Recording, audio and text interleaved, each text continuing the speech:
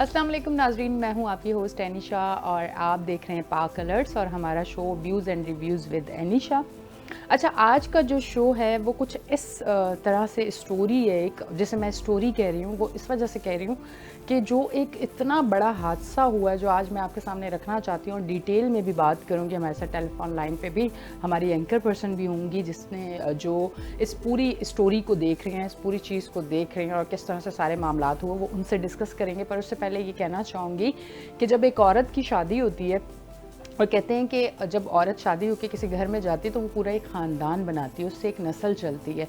और वो जो सिलसिला होता है नस्ल चलने का, जब पहली बार औरत माँ बनती है तो औरत को खुद बड़ा डर होता है, क्योंकि एक वो जो अमल होता है जो पूरा 9 महीने का और उसके बाद जो डिलीवरी का अमल होता है वो एक तकलीफ़ दे अमल होता है। इसलिए कहा जाता है कि माँ के पैर तले जन्नत है।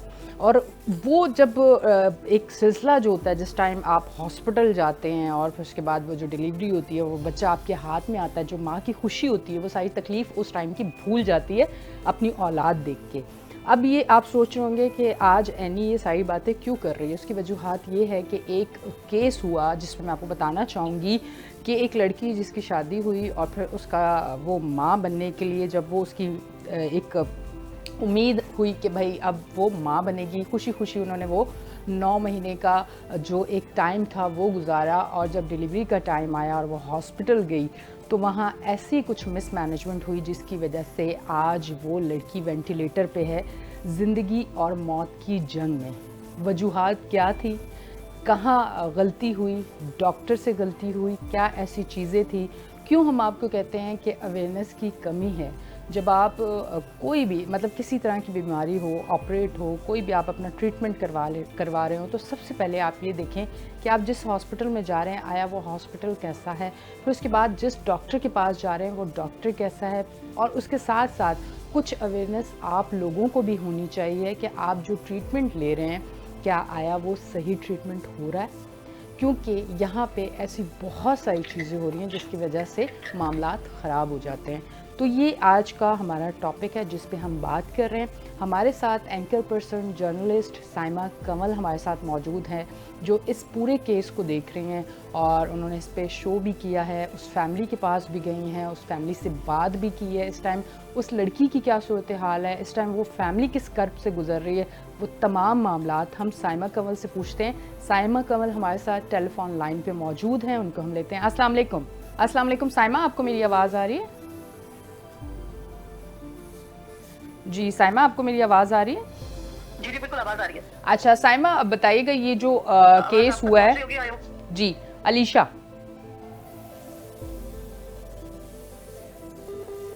अच्छा जी, थोड़ा सा हमें सिग्नल प्रॉब्लम हो रहे हैं जिसकी वजह से साइमा को हमारी आवाज़ नहीं आ रही। तो मैं आपको बताती चलूँ कि आज की जो ये चीज़ है उसके बाद कहने का मकसद ये है कि इतनी अवेयरनेस आप लोगों में आ जानी चाहिए। और आज का ये शो देखने के बाद अगर आप अपनी जी साइमा, आपको आवाज़ आ रही है? वालेकुम अस्सलाम।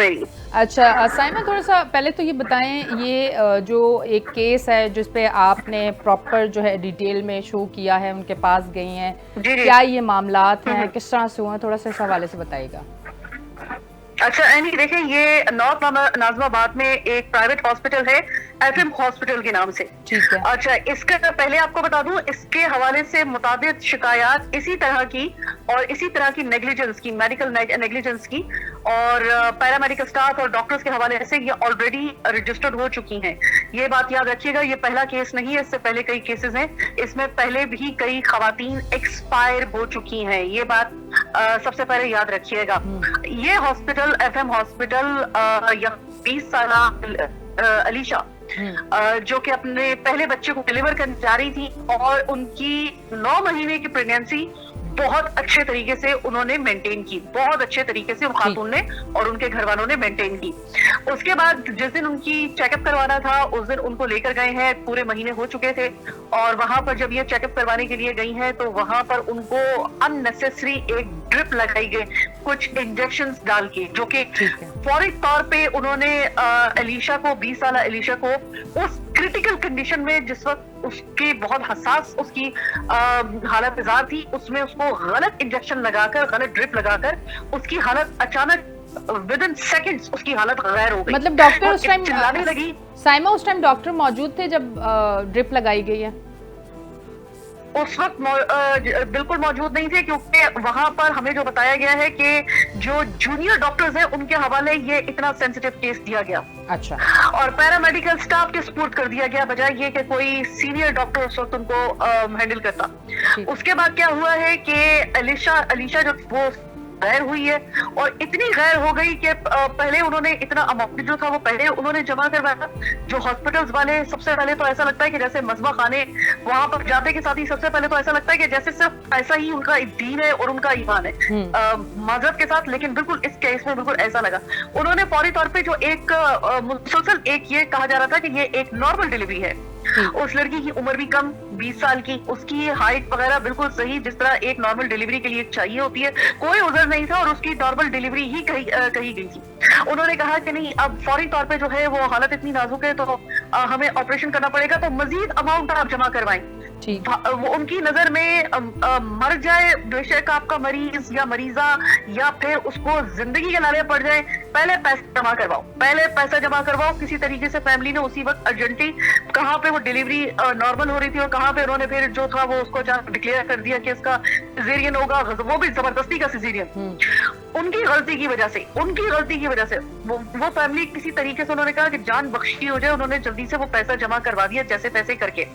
अब जो ऑपरेट उन्होंने किया तो रात को जब उस लड़की को होश आया है तो उसने अपने शौहर से होश आते के साथ ही कहा कि मुझे ऐसा लग रहा है कि कुछ मेरे ना इस टांकों के पास से कुछ गरम गरम सा मुझे फील हो रहा है, आप जरा चेक करें कि क्या है। जब उनके शौहर ने चादर हटाई है तो वो कह रहे हैं कि मेरे पाँवों के नीचे जमीन निकल गई, ऐसा लगा जैसे वहां पे किसी ने बकरा काट के उसका गला वहां पर जैसे ज़िबा करते हैं वो इस तरीके से फौरों की सूरत में खून उसमें से निकल रहा। मतलब आप ये देखें कि ऑपरेट तक उस लड़की को किस तरीके से बेहंगम तरीके से किया गया है कि ऐसा लगता था कि शायद बहुत ही कोई एमेच्योर और बहुत ही ज्यादा नाबल्द किस्म के जो पैरामेडिकल स्टाफ है और डॉक्टर्स है उन्होंने किया, किस चीज का बदला ले रहे थे। जब उसने देखा, उसने चीखना शुरू कर दिया तो पूरे हॉस्पिटल में कोई सीनियर डॉक्टर उस वक्त मौजूद नहीं, रात के वक्त में। ठीक है।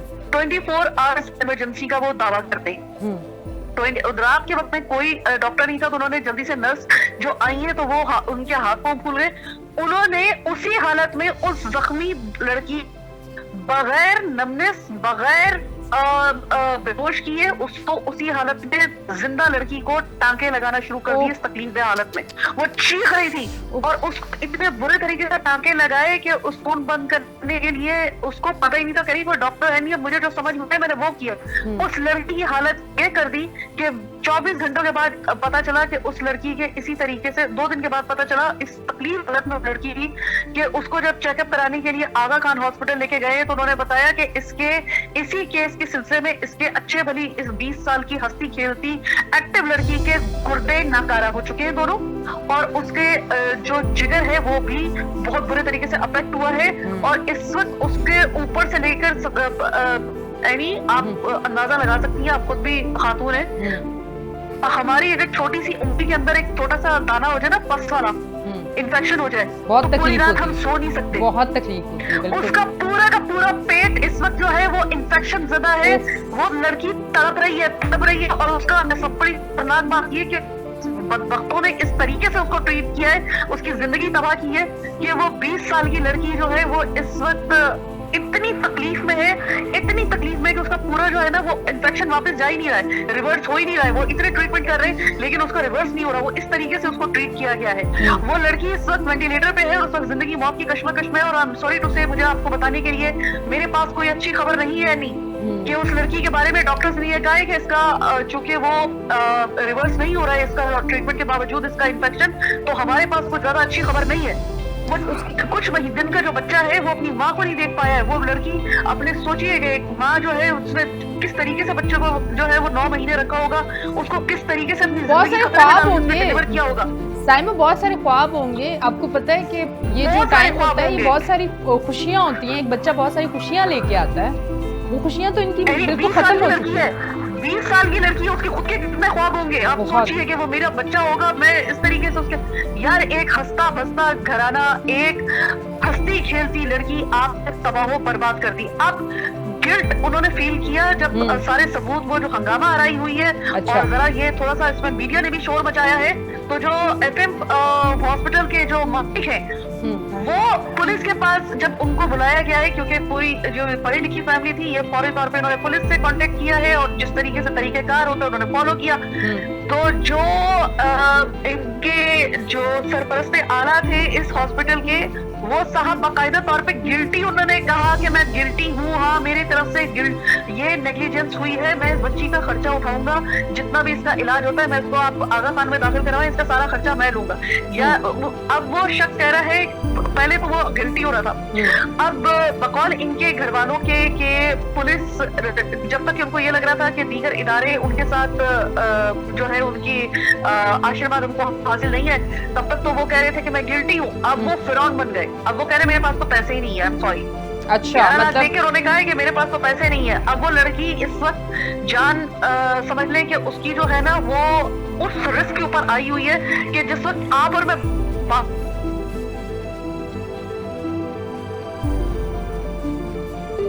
जी, इस टाइम साइमा कमल हमारे साथ मौजूद हैं और जिस केस पे हम बात कर रहे हैं और जिस तरह की चीज़ें हमें साइमा बता रही हैं, बहुत अफसोसनाक ये बात। जी जी जी साइमा। जी जी साइमा, इनकी अलीशा की फैमिली से आपकी बात हुई है, उसके हस्बैंड से बात हुई है, उनका क्या कहना है, थोड़ा सा वो बताइएगा। एनी वो लोग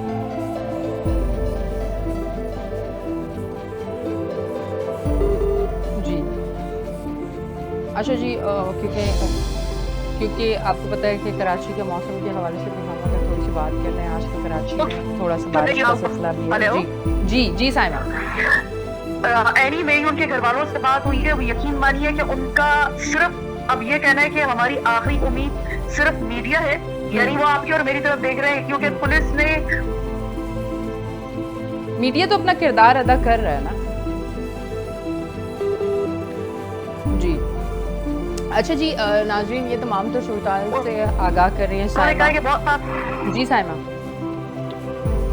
जी एडी उनके घर वालों से मेरी बात हुई है, उनके घर वाले जो थे वो ये कह रहे हैं कि पुलिस भी उनके साथ जिस तरीके से ताउन करना चाहिए वैसे नहीं कर रही है, जबकि पुलिस का कहना है कि हम इन्वेस्टिगेशन अपने तरीके से कर रहे हैं, लेकिन हमारे साथ दीगर इदारे ताउन नहीं कर रहे। हमने उनको मेडिकल एसोसिएशन वगैरह जितने भी वो जो एक पूरा गोरा गुंडा ही होता है, पूरा एक सर्कल होता है, उसको फॉलो करना पड़ता है। वो कह रहे हैं कि इस दौरान में उनके हमें मालूम है के खिलाफ और भी बहुत सारी शिकायतें आई हैं इस दौरान। अच्छा, इससे पहले भी शिकायतें आती रही हैं इनकी?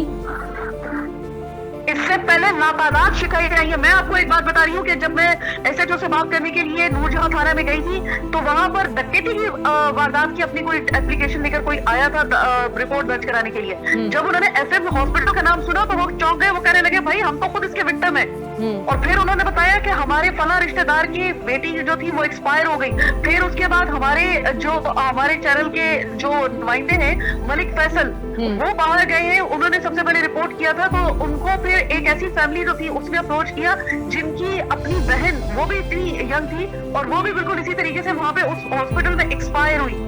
तो एक नहीं दो नहीं, मेरे पास, मैं यकीन करें, मैं जब वहां पे गई हूँ तो मुझे पता चला कि इस हॉस्पिटल की इतनी शिकायत है। अब सर पटकने का और सीना पीटने का मकाम बहैसियत कराची या एक बहैसियत शहरी हमारा ये है कि वो एफएम हॉस्पिटल इतनी शिकायत और इस केस के बावजूद वो पूरे धड़ल्ले के साथ इस वक्त भी चल रहा है।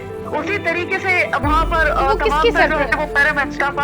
किसकी सरपरस्ती में चल रहा है? क्योंकि इससे पहले भी ये चीज़ें हो चुकी हैं, इससे पहले भी लोग कीमती जान अपनी गंवा चुके हैं और उसके बाद भी सिलसिला चल रहा है। और अब ये अलीशा का जो केस है, ये जिस तरह से मीडिया भी सामने लेके आ रहा है और फिर भी कोई रिजल्ट, आप क्योंकि इस पे काम कर रही हैं, कोई सामने नहीं आ रहा, इन्वेस्टिगेशन बस हो रही है और अब कोई अभी तक कुछ सामने चीज़ बेहतर तरीके से नज़र नहीं आई है। क्या वजूहात क्या नज़र आती हैं?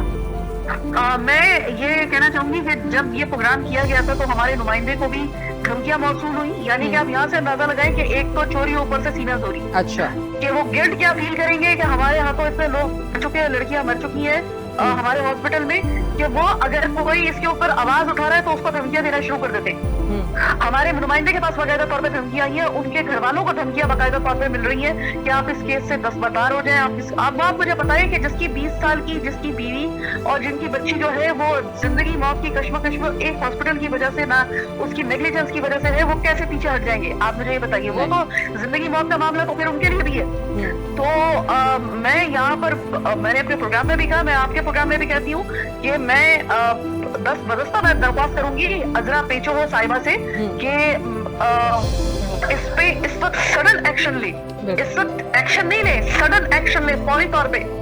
ये इतना जरूरी है इस हॉस्पिटल को बंद करवाना। और इसके साथ साथ जितने भी इस इलाके के ऐसे नाम निहाद इनके जो छोटे प्राइवेट हॉस्पिटल्स हैं कि जिनके बारे में आप और मैं अच्छे तरीके से जानते हैं कि अगर उनकी हमने वहां पे जाके अगर जरा थोड़ा सा उन लोगों को जो है वो एक्सपोज किया तो हमें अच्छे तरीके से पता है कि वहां पे कोई डॉक्टर MBBS नहीं निकलेगा, किसी के पास असल डिग्री नहीं मिलेगी हमें।